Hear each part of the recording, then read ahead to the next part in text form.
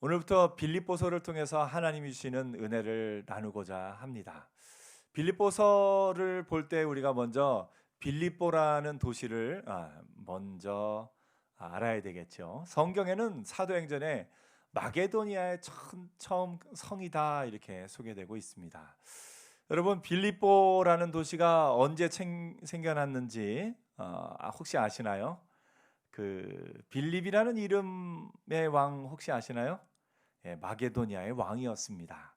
아마 빌립이라는 이름보다는 그 아들의 이름이 더 유명하죠. 알렉산더. 알렉산더 왕의 아버지였습니다. 그 아버지가 세운 도시가 빌립보라는 도시인데 그 아버지 이름 빌립을 따라서 빌립보라는 성을 짓습니다. 실제로 빌립보가 조금 더 유명해진 건 조금 더 강해지고 큰 도시가 된 건 로마 시대입니다. 로마 시대에 그 시저를 암살한 브루투스, 그 시저가 암살되었을 때 그 최측근이었던 안토니우스가 자신이 후계자가 될 줄 알았는데 의외로 옥타비아누스를 후계자로 삼습니다. 우리가 성경에 나오는 가이사 아구스도죠. 그 가이사 아구스도가 후계자가 되니까 옥타비아누스가 어떻게 보면 좀 반란을 일으킵니다. 블루투스와 옥타비아누스, 블루투스와 안토니우스의 연합 군대를 바로 이 빌립보 지역의 큰 평원에서 무찌르게 되죠. 그로 말미암아 그 후에 로마의 군대가 이곳에 주둔하면서 로마의 시민, 로마의 콜로니가 됐어요. 그래서 로마 시민권자들이 사는 도시가 돼서 그때 조금 더 커졌습니다. 나중에 해전에서 이긴 후에 안토니우스와 또 클레오파트라와의 그 전쟁에서 이긴 후에도 역시 로마의 군대에 군인들이 와서 살게 돼서 더 큰 도시가 되었습니다. 바울이 복음을 전하면서 이 빌립보 지역에 이르는 데는 아주 놀라운 하나님의 은혜의 역사가 있었습니다. 바울이 첫 번째 전도 여행 때는 함께한 사람과 그 고향 쪽, 그러니까 고향 쪽 그 가까운 쪽으로 안디옥 교회를 중심으로 가까운 쪽으로 한 바퀴를 삥 돌면서 복음을 전합니다. 그때 함께했던 사람이 이제 바나바죠. 그래서 바울과 바나바가 한 바퀴 이렇게 쭉 돌면서 복음을 전했고, 이제 두 번째로 전도를 출발할 때 원래 목적은 처음에 선교를 다녔던 그 지역으로 가려고 생각을 했어요. 근데 그 가운데 처음 선교에 함께했던 마가라고 하는 요한이 중간에 그 타우루스 산맥의 거대한 산맥을 바라보고 그 산맥을 향해서 가는 길에 나는 못 가겠습니다 하고 되돌아옵니다. 성정이 착한 사람이었던 바나바의 그 별명은 바나바라는 이름이 사실은 별명입니다. 별명. 위로하는 사람, 힘주는 사람, 그 바나바의 별명입니다. 그 바나바가 그래도 이번에도 마가라고 요한에게 한 번 더 기회를 주자 하고 요한을 데리고 가려고 합니다. 근데 바울은 이 불같이 타오르는 열정이 있어요. 그래서 어떻게 그렇게 같이 갈 수 있느냐 하면서 둘이 서로 다른 길을 떠나게 됩니다. 그래서 바나바는 마가라고 하는 요한을 데리고 처음 선교지 쪽으로 이렇게 가고요. 바울은 실라와 함께 또 다른 곳을 개척해 나갑니다. 바울이 또 다른 곳을 향해서 나갈 때 자기 고향 다소 쪽으로 이렇게 가서 이제 아시아 지역에서 복음을 전하려고 합니다. 아시아 지역은 뭐냐면 그 소아시아 지역이라고 불리는데요. 오늘날에는 아시아가 이때 당시하고는 좀 달랐습니다. 이제 아시아라는 말이 원래는 해가 뜨는 땅 그런 의미가 좀 담겨져 있습니다. 그리스인들 또 그 후에 로마인들이 세계 역사의 중심에 있을 때 그 사람들에게 해가 뜨는 땅은 어디였냐면 오늘날의 아나톨리아 반도, 터키 땅입니다. 아나톨리아라는 말 자체가 해가 뜨는 땅이라는 뜻이 있어요. 그래서 그 터키 땅을 바라보면서 저기가 해가 뜨는 땅이다. 그 터키 땅에서도 해안가, 그러니까 그리스 그 후에 로마에서 보이지는 않지만 그 앞쪽에 해가 뜨는 그 바다 쪽에 그 건너편에 있는 땅을 소아시아라고 부릅니다. 지금은 그 소아시아 지방이 이제 우리가 성경에 잘 아는 그 계시록의 7교회가 바로 그 소아시아 지방에 있었죠. 바울은 다소라는 지명에 살고 있었고 그것이 그 고향이었고 안디옥에서 출발해서 자기 고향을 갔다가 이제 복음을 전하러 갈 때 바울 생각 가운데는 뭐가 있었냐면 바울이 살았던 그 고향 아나톨리아 반도에서 제일 번성한 곳이 어디냐면 에베소입니다. 그러니까 자기가 살았던 그 지역 가운데 가장 사람이 많이 모이고 가장 번성한 그곳에 가서 복음을 전하려고 바울이 마음을 먹습니다.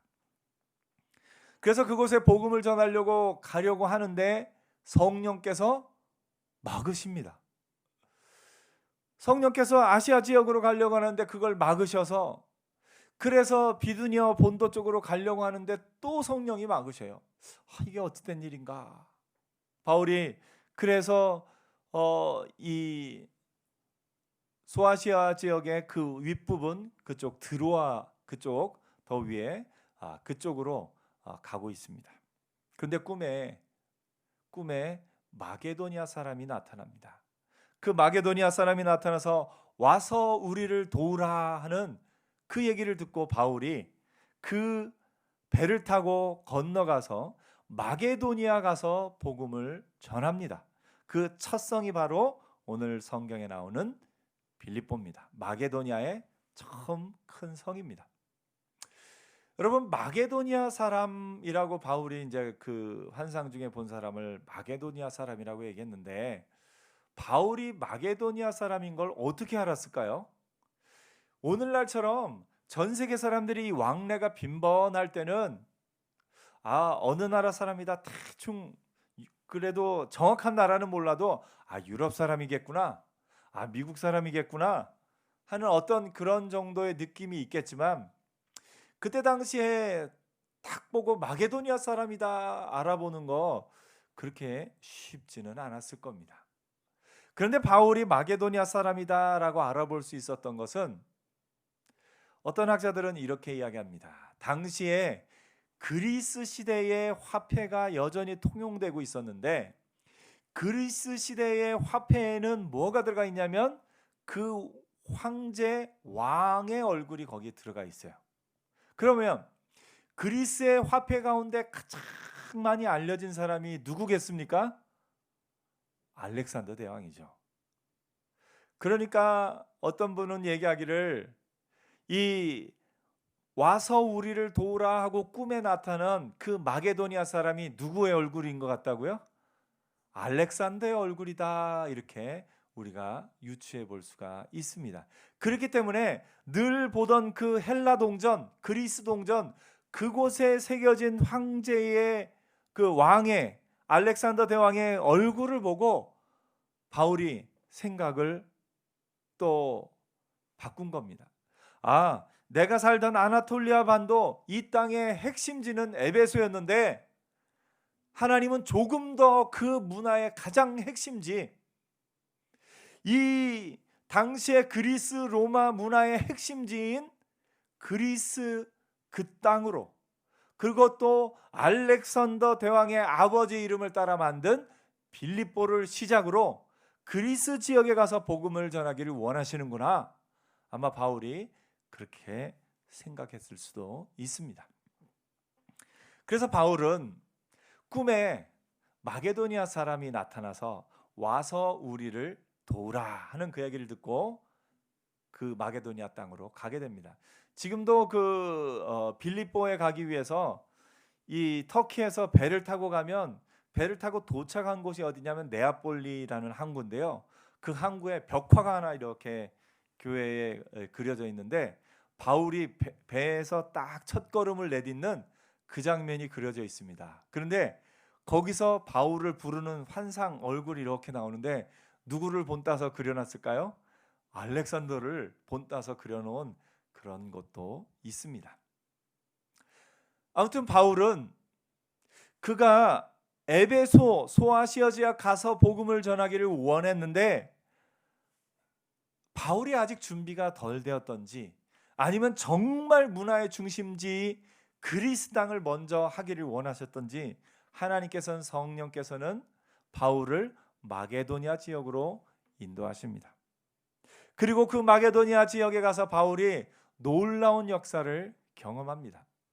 마게도니아 지방, 그 그리스 문화의 핵심 지방, 유대인이 살지 않는 지방. 보통은 바울이 1차 전도 여행과 그때 만났던 곳은 주로 어디 가서 복음을 전했냐면 유대인의 회당에 가서 복음을 전합니다. 유대인의 회당은 유대인의 남자 어른이 15명, 몇 명이요? 15명 이상이 남자 어른이 있어야 회당이 생깁니다. 그러면 그 유대인의 회당에 가서 그 안식일에 말씀을 읽고 그 말씀을 해석하는 일을 하는데, 외부에서 온 사람이 있으면 그 사람이 말씀을 읽고 말씀을 전합니다. 그래서 바울이 보통은 그 유대인의 회당에 가서 말씀을 읽고 전하면서 그 말씀을 근거로 예수님을 전합니다. 그런데요, 마게도니아 지방, 그리스 문화의 중심지 마게도니아 지방 첫성 빌립보에 갔더니 회당이 있었을까요? 없었을까요? 회당이 없었어요. 그래서 성경이 사도행전에 뭐라고 말하냐면, 바울이 그 회당이 없으니까 기도할 것을 찾아서 한적한 곳으로 가다가 자주장사 루디아를 만납니다. 자주장사 루디아라는 말도 이름이 루디아 하면 오늘날 우리 기준으로 따지면 뭐냐면 부산댁 또는 광주댁 그런 느낌입니다. 루디아 사람, 루디아에서 온 사람. 왜냐하면 루디아라는 곳이 이 옷감으로 유명했거든요. 그것도 그 당시에 가장 비싼 옷감은 뭐냐면 자주색 옷감입니다. 그 자주색 옷감을 파는 사람이 자주장사 루디아입니다. 그 루디아를 만나서 복음을 전하고 그 루디아와 온 가족이 예수를 믿게 되는 것을 봅니다. 바울에게는 처음 있는 경험이에요. 그 전까지는 회당을 중심으로 이미 구약 성경을 알고 있고 하나님의 말씀을 알고 있고 여호와 하나님에 대한 믿음이 있는 유대인들에게만 복음을 전했는데, 빌립보에 와서 누구에게 복음을 전하는 겁니까? 이방인들에게 복음을 전하는 거예요.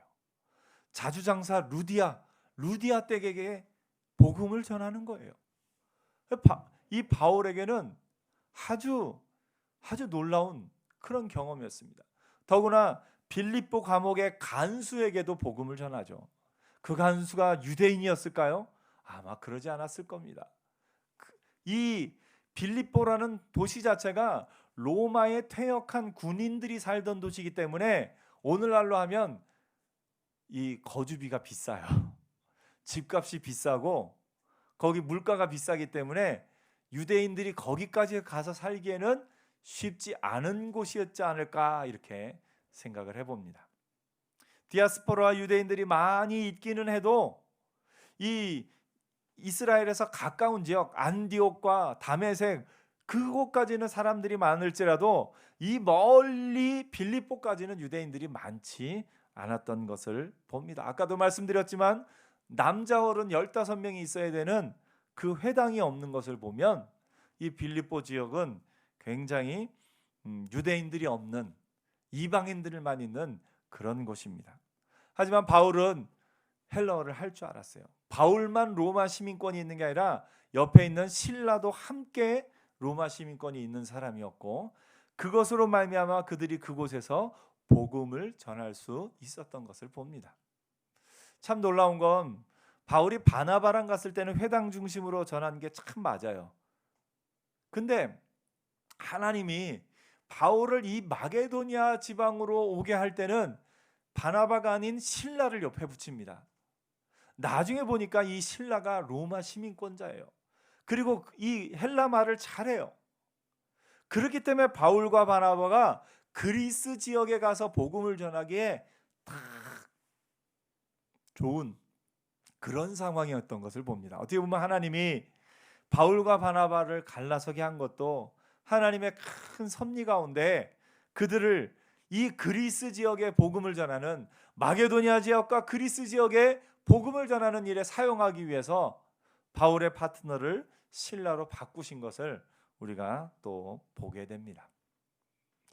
바울이 이 빌립보 지역에 왔을 때 굉장히 막막했을 거예요. 처음 와보는 지역이고, 이 지역 사람들은 잘 아는 유대인 회당도 없고 다 어떻게 보면 그리스 사람들이에요. 로마 사람들이에요. 로마에 퇴역한 군인들, 기세당당한 그 군인들이 사는 지역이에요. 바울이 물론 이 헬라말을 할 수 있고 이 사람들과 대화할 수는 있었겠지만 바울의 모국어는 뭡니까? 히브리어예요. 히브리어로 복음 전하는 게 편하죠.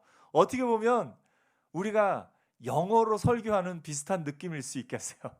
영어를 열심히 준비해서 잘한다 할지라도 그것으로 설교를 하고 복음을 전하는 건 또 쉽지 않았을 겁니다. 바울에게는 큰 도전이었어요. 그런데 하나님이 이 빌립보 교회에서 놀라운 하나님의 역사를 보여주십니다. 하나님의 영 성령이 함께함으로 말미암아 바울의 능력이 아닌 하나님의 능력으로 그 땅 가운데 루디아를 비롯한 많은 사람이 하나님 앞으로 돌아오는 역사가 있게 되는 겁니다. 바울이 참 이 빌립보 교회를 생각할 때마다 어떻겠습니까? 어떻게 보면 바울의 사역에, 특별히 바울이 자신을 뭐라고 규정을 하고 있냐면, 다른 성경들에서 보면 나는 이방인의 사도다라는 그런 인식이 바울에게 있어요. 베드로는 유대인을 위한 사도로 인식을 하고 있고, 바울이 자신을 이방인의 사도로 자신을 인식하는 부분들이 많은데, 그 사역의 가장 첫걸음 어디에서였겠습니까? 빌립보 지역에서의 그 역사가 바울의 그 마음과 믿음과 사역을 아주 새로운 사역의 장을 여는 큰 역할을 했던 것을 봅니다. 그래서 바울이 빌립보 성도들을 생각하면서 이 편지를 쓰는데, 어떻게 보면 1장 3절에 보니까 내가 너희를 생각할 때마다 나의 하나님께 감사하며 라고 말한 이 구절이 이런 상황들을 알면 좀 이해가 되는 거예요. 나의 사역의 가장 큰 일, 나의 사역의 가장 핵심적인 일, 그 부분을 시작하게 한 이 빌립보 교회, 그것에서의 바울의 마음은, 그 애정은 아주 남다르고 특별했던 것을 보게 됩니다. 바울이 그 빌립보 교회에 이렇게 이야기를 합니다. 1장 6절 말씀 우리 같이 한번 읽어보겠습니다. 1장 6절 말씀입니다.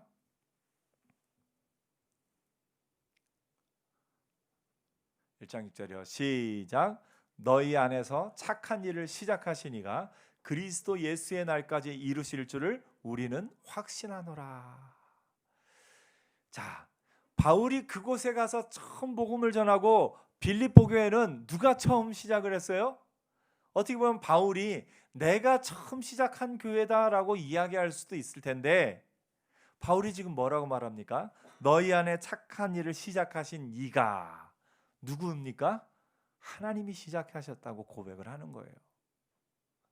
바울이 분명 그 모든 난관을 뚫고 배를 타고 건너가서 그곳에서 참 복음을 전하기를 시작하고, 감옥에 갇히고 매를 맞고 그런 가운데서도 복음을 전했던 것이 이 빌립보 교회인데, 바울이 편지를 쓰면서 너희 속에 착한 일을 시작하신 이가 하나님이 시작하셨음을 믿음으로 고백하고 있습니다.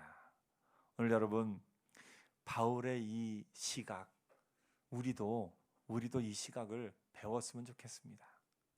내가 이런 일도 했고, 내가 이런 일도 했어, 내가 이런 거 했어 하고 어깨에 힘주며 다니는 인생이 아니라, 하나님이 이곳에서 이 일을 이루셨습니다, 하나님이 하셨습니다 라고 늘 고백하는 은혜가 있기를 축복합니다.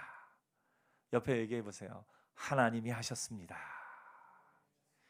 이게 귀한 믿음의 고백이에요. 여러분, 여러분이 하는 일 가운데 어떻게 그 일을 잘하느냐라고 물어봤을 때 뭐라고 대답해야 되냐면 하나님이 하셨습니다. 학생들에게 묻습니다. 어떻게 그렇게 공부를 잘해요? 그러면 학생들은 뭐라고 대답하는 게 이 은혜일까요? 하나님이 하셨습니다. 자녀를 잘 키운 엄마 아빠에게 아니 어떻게 그렇게 자녀를 잘 키우셨어요? 라고 물어보면 엄마 아빠는 뭐라고 고백합니까? 하나님이 하셨습니다. 높은 직급에 올라와서 큰 일을 이뤄낸 사람에게 아니 평생 동안 어떻게 그렇게 많은 일을 이뤄낼 수 있었습니까? 라고 물어보면 뭐라고 대답해야 됩니까? 하나님이 하셨습니다. 심지어 여러분 얼굴이 왜 이렇게 예뻐요? 그러면 뭐라고 대답하면 돼요? 하나님이 하셨습니다. 키가 어떻게 그렇게 커요? 하나님이 하셨습니다. 어쩜 그렇게 마음이 착해요? 뭐라고요? 하나님이 하셨습니다. 오늘 여러분 우리의 삶의 모든 일을 하나님이 하셨노라고 고백할 수 있는 은혜가 있기를 축복합니다. 이걸 줄이면 뭐겠습니까? 요새 줄임말 많이 하죠. 하하 하하 하면 됩니다. 그래서 우리 믿음의 사람끼리 만났을 때 하하 하고 웃는 것도 재밌을 것 같아요. 하나님이 하셨습니다. 오늘 여러분 하하 하면서 삽시다. 네, 하하 하나님이 하셨습니다. 우리 믿음을 담아서 하하 하나님이 하실 겁니다. 거기까지 더 나가면 더 좋고요. 여러분 어렵고 힘든 상황이지만 하하 하면서 삽시다. 하나님이 하실 겁니다. 다 같이 해볼까요? 시작. 하나님이 하셨습니다. 하나님이 하실 겁니다. 이 두 가지가 우리의 삶의 믿음의 고백 가운데 가득한 은혜가 있기를 축복합니다. 바울이 계속 이야기합니다. 너희 안에 착한 일을 시작하신 이가 그리스도 예수의 날까지 이루실 줄을 우리는 확신하노라. 착한 일을 시작하신 이가 하나님이시고 또 그 일을 이루실 분도 누구예요? 하나님이시라는 거예요. 오늘 우리 교회도 이 교회를 시작하신 분이 누구십니까? 하나님이시에요. 이 교회를 이루실 분도 누구십니까? 하나님이시에요. 하나님이 하셨습니다. 하나님이 하실 겁니다. 이 고백이 우리 가운데, 우리 교회 가운데, 여러분의 삶 가운데 넘쳐나는 은혜가 있기를 축복합니다. 우리의 믿음은 아무리 어떤 어려운 상황 만나도 하하 하나님이 하셨습니다. 하나님이 하실 겁니다. 선포하며 나가는 것이 우리의 믿음인 것입니다. 빌립보 교회가 처음엔 놀라운 일로 그렇게 시작했지만 여전히 로마의 군인들, 퇴역한 군인들, 로마 시민권 가진 사람들이 살던 곳, 그 비싼 옷감, 자주 옷감이 팔리던 그런 지역이었기 때문에 빌립보 교회가 녹록하지만은 않습니다. 그러나 바울이 그 교회를 생각할 때마다 하나님 앞에 감사하면서 그 교회를 시작하신 하나님이 그 교회를 끝까지 그리스도 예수의 날까지 이루실 줄을 확신한다라고 이야기하고 계십니다. 하나님은 어떤 하나님이시냐면 여러분의 삶 가운데 착한 일을 시작하신 하나님이시고 여러분의 삶 가운데 착한 일을 이루실 하나님이십니다. 그래서 여러분의 삶에 하나님이 시작하신 착한 일이, 하나님이 이루실 착한 일이 넘쳐나는 은혜가 있을 겁니다.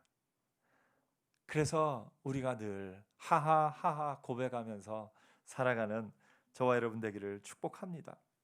바울이 9절에 이렇게 또 이야기합니다.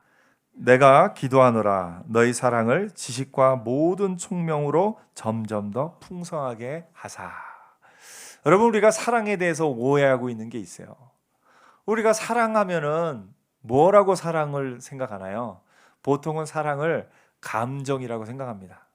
그 사람만 생각하면 막 두근거리고 가슴이 콩닥거리고 좋아지는 그 감정이 사랑이라고 생각하는데 그렇지 않습니다. 그것은 사랑의 한 부분입니다.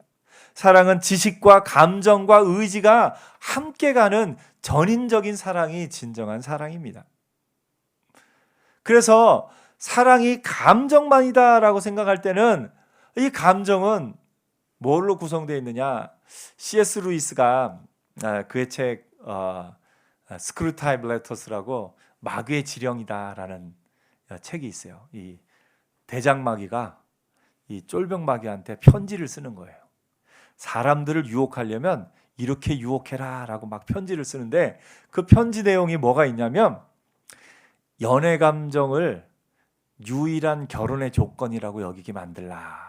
그러면 사람들 결혼하고 나면 연애 감정이 없어져서 사랑이 없어졌다고 착각하면서 헤어질 거다. 이렇게 마귀의 지령을 씁니다. 그게 뭐냐면 두근거리는 마음, 이 연애 감정은 좋아하는 마음 50% 더하기 두려운 마음 50%가 생겨야 두근거리는 마음이 생긴다라고 이야기를 합니다. 무슨 얘기입니까? 내가 이 사람을 좋아하는데 이 사람은 나를 어떻게 생각할까? 그러면 이게 콩닥콩닥콩닥 하는 거예요. 근데 이것이 편안한 관계가 될 때는 결혼이라는 합법적인 제도 안에서 편안한 관계가 될 때는 이 두근거리는 마음을 넘어선 진정한 사랑이 시작되는 거예요. 그래서 성경의 고린도전서 13장에 보면 사랑은 언제나 뭐 하고요? 사랑은 언제나 오래 참고. 참 놀랍네요. 우리는 사랑은 언제나 두근거리고 막 영화나 드라마나 보면 다 사랑이 뭐예요? 애틋한 사랑. 이 두근거림을 최대한 극대화시키는 건 뭐냐면 이루어질 수 없기 때문에 애틋하고 이루어질 수 없는 그 두려움 때문에 사랑이 더 두근거림이 깊어진다. 그래서 사람들 사이를 굉장히 이루어질 수 없는 관계를 일부러 설정해 놓고 사랑 관계를 만들어서 애틋하게 만듭니다. 사람 사이에서 애틋함을 만드는 최대의 그 맥시멈은 예전까지는 원수의 집안 혹은 이 재벌과 보통 사람의 집안, 이렇게 이루어질 수 없는 사람을 만들어 놓고 사랑이 애틋하게 만드는데 소재가 하다 그게 잘 안 되니까 이제는 그 타임슬립이라고 해가지고 과거와 현재를 이어가며 사랑을 만들기도 하고요. 또 외계인을 사랑으로 만들기도 하고요. 아주 이루어질 수 없는 사랑을 통해서 사랑을 만들어서 그 사랑의 감정을 극대화시키려는 드라마와 영화의 노력이 있기도 합니다. 근데 여러분, 사랑은 감정만이 사랑인 것이 아닙니다. 사랑은 언제나 오래 참고, 오래 참기 위해서는 뭐가 필요합니까? 의지가 필요합니다. 오래 참기 위해서는 뭐가 필요합니까? 지식이 필요합니다. 그래서 여러분, 여러분의 사랑을 감정이라는 테두리에 가둬놓지 마세요. 누군가가 여러분을 향해서 오래 참고 있다면 그 사람 여러분 정말 사랑하는 겁니다. 여러분이 내가 이런 걸 했는데도 여전히 나를 받아주고 나를 이해하는 사람이 있다면, 여전히 나에 대해서 참아주는 사람이 있다면 그 사람 사랑이 최고입니다. 그 중에 최고의 사랑은 누구의 사랑이겠습니까? 하나님의 사랑입니다. 우리를 사랑하시는데 우리의 모든 배반과 연약함과 우리의 모든 허물과 실수에도 불구하고 여전히 우리를 사랑하며 여전히 우리를 받아주시며 여전히 우리를 향해서 참아주시는 하나님의 사랑이 진짜 사랑입니다. 오늘 여러분, 사랑에는 지식과 감정과 의지가 함께 갑니다. 바울도 오늘 그걸 하는 거예요. 9절에 보니까 내가 기도하느라 너의 사랑을 지식과 모든 총명으로 점점 더 풍성하게 하사. 사랑이 더 풍성해지는데요, 무엇을 따라 사랑이 풍성해진다고요? 지식과 총명으로. 여러분, 사랑이 지식으로 풍성해진대요. 사랑이. 우리가 사랑을 생각할 때는 이 애틋한 감정, 진한 감정, 이 감정이 더해져야 사랑이 더해진다 생각하는데 그렇지 않다라는 거예요. 지식이 더해질 때 사랑이 더 커진다. 지식이 더해질 때 사랑이 더 풍성해진다 라고 바울이 이야기하고 있는 겁니다. 우리가 하나님에 대한 사랑도 지식이 더해질 때 지식이 더해질 때 우리의 사랑이 더 풍성해집니다. 여러분, 하나님을 사랑했던 처음 믿음의 그 첫사랑, 두근거리는 감정만이 하나님을 향한 사랑이라고 한정짓지 마세요. 하나님을 향한 우리의 사랑도 우리의 감정적으로 하나님을 좋고 하나님의 말씀이 좋고 교회에 나와서 예배하고 찬양하고 그런 모든 것이 좋은 것, 그것도 큰 사랑이지만 우리가 지식적으로 하나님을 알아가면서 하나님이 어떤 분이신지, 하나님이 어떻게 나를 사랑하셨는지를 지식으로 넓게 알아갈 때 우리가 하나님을 향한 사랑이 더 풍성해지는 그 은혜가 있습니다. 가족 간의 사랑도 마찬가지입니다. 가족 간의 사랑이요, 가만히 있으면 사랑이 더 깊어질까요? 여러분, 사람이요, 두 사람이 한 공간에 살면서 아무것도 안 하고 일주일 지나면요, 서로가 미워집니다. 사람은 그래요. 사람은 아무것도 안 하면 그대로 유지되는 게 아니라 아무것도 안 하면 미워져요. 서로 사랑을 표현하고 사랑을 알아가고 사랑이 풍성해질 때 그 사랑이 더 넘쳐나는 것이지, 가만히 있으면 유지되는 것이 아니라 미워진다는 겁니다. 그래서 여러분, 가족들 사이에도 점점 더 사랑하는 은혜가 있기를 축복합니다. 가족들 간의 사랑은 점점 더 그 어떤 애틋한 감정이 늘어나는 사랑이 아니라, 그런 사랑도 물론 있지만 지식을 따라 남편은 아내를 더 이해하고 아내는 남편을 더 이해하고 부모는 자녀의 마음을 더 많이 듣고 알고 이해하게 되고 자녀는 또 부모의 마음을 더 많이 알고 듣고 이해하게 되고 알아갈 때 그 사랑이 풍성해지는 것을 봅니다. 오늘 여러분, 가족들 간에 더 풍성하게 사랑하는 은혜가 있기를 축복합니다. 무엇을 따라요? 지식을 따라. 여러분이 가족들의 그 마음과 생각과 서로에 대해서 더 많이 알아갈 때 그 사랑이 더 풍성해지는 것을 봅니다. 하나님의 우리를 향한 사랑은 이미 풍성하신데 우리도 하나님을 향한 우리의 사랑이 더 풍성해졌으면 좋겠습니다. 하나님을 향한 우리의 사랑이 더 풍성해지는 건 말씀을 가까이 하고 오늘 이렇게 예배에 함께하고 성경 말씀을 듣고 묵상하고 하나님의 뜻을 알아가고, 그렇게 함으로써 우리가 하나님에 대한 우리의 사랑이 지식을 따라 더 풍성해 가는 것을 보게 됩니다. 오늘 여러분, 하나님을 향한 여러분의 사랑도 더 풍성해지는 은혜가 있기를 축복합니다. 가족들 간의 사랑도 서로를 더 알아가고 서로를 더 이해함으로 말미암아 서로에 대한 사랑이 더 풍성해지는 은혜가 있기를 축복합니다. 교회에서 성도들 간에도 마찬가지입니다. 성도들 간에 지식을 따라 서로를 더 알아가면서 그 사랑이 더 풍성해 가는 겁니다. 그래서 그리스도 예수의 날까지 그 사랑이 풍성해지는 여러분의 삶, 여러분의 가족, 여러분의 공동체가 되는 은혜가 있기를 축복합니다. 말씀을 맺겠습니다. 우리 안에 착한 일을 시작하신 이가 누구라고요? 하나님이 하셨습니다. 또 그 일을 예수의 날까지 이루실 분이 누구라고요? 하나님이 하실 겁니다. 그래서 하하 고백하며 나는 이 세상을 힘있게 사는 저와 여러분 되기를 축복합니다. 기도하겠습니다.